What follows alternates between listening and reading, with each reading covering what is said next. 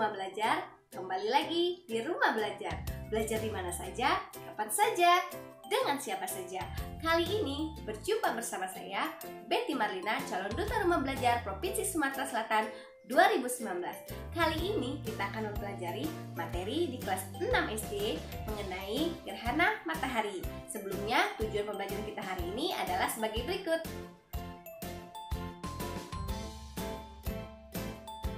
Pada tahun 2016, kita pernah mengalami gerhana matahari.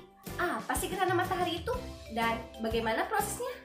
Yuk kita cari tahu bersama-sama.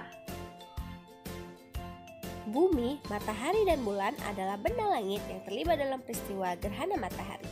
Bagaimana proses gerhana matahari itu ya? Gerhana matahari adalah suatu peristiwa di mana matahari cahayanya terhalang oleh bulan. Matahari, bulan, dan bumi berada satu garis lurus, dan cahaya matahari yang menyinari bumi terhalang oleh bulan. Ini adalah namanya peristiwa gerhana matahari. Gerhana matahari itu ada 3 jenis loh. Apa saja sih? Yang pertama adalah gerhana matahari total, gerhana matahari sebagian, dan gerhana matahari cincin. Ingin tahu mengenai 3 gerhana matahari tersebut?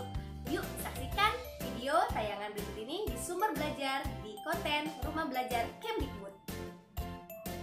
Sahabat memasuki portal Rumah Belajar, kemudian memilih konten sumber belajar. Di sumber belajar ini, sahabat memilih jenjang SD, kemudian pilih kelas 6. Dan untuk mata pelajarannya, pilih IPA, lalu klik cari. Kemudian akan muncul beberapa konten IPA yang ada di kelas 6 dan pilih gerhana matahari. Ini adalah tampilan animasi dari gerhana matahari yang ada di kelas 6 semester 1.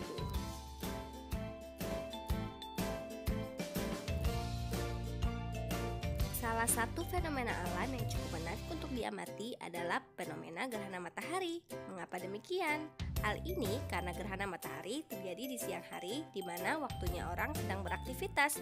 Gerhana matahari ini juga memiliki periode tertentu dengan beberapa jenis gerhana matahari. Yang pertama adalah gerhana matahari total. Perhatikan animasi berikut ini. Gerhana matahari total terjadi ketika sinar matahari menuju bumi terhalang sepenuhnya oleh bayang-bayang bulan. Pada saat itu, bumi, bulan, dan matahari berada pada satu garis lurus. Kondisi seperti ini jarang sekali terjadi dan terjadi di Indonesia terakhir pada bulan Maret tahun 2016. Kemudian gerhana matahari yang kedua adalah gerhana matahari sebagian. Gerhana matahari sebagian ini terjadi pada permukaan bumi ketika sinar matahari menuju bumi tertutup oleh bayang-bayang penumbra bulan. Penumbra bulan adalah daerah yang lebih terang dibandingkan umbra. Pada saat peristiwa ini berlangsung, akan terlihat sebagian dari cakram matahari tertutup oleh cakram bulan. Yang terakhir adalah gerhana matahari cincin. Perhatikan animasi berikut ini. Gerhana matahari cincin terjadi ketika bumi mengalami lanjutan bulan, yaitu ketika bulan berada di titik terjauh dari bumi. Hal ini terjadi karena ukuran bulan yang tidak terlalu besar, sehingga hanya menutupi sebagian dari cahaya matahari dan membentuk seperti lingkaran cincin dengan lubang hitam yang ada di tengah.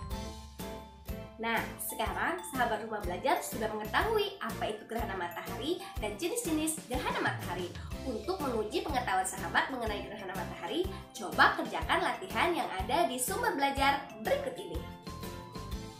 Ini adalah tampilan latihan soal pada konten sumber belajar. Masukkan gambar bumi dengan cara klik dan seret gambar lingkaran bumi.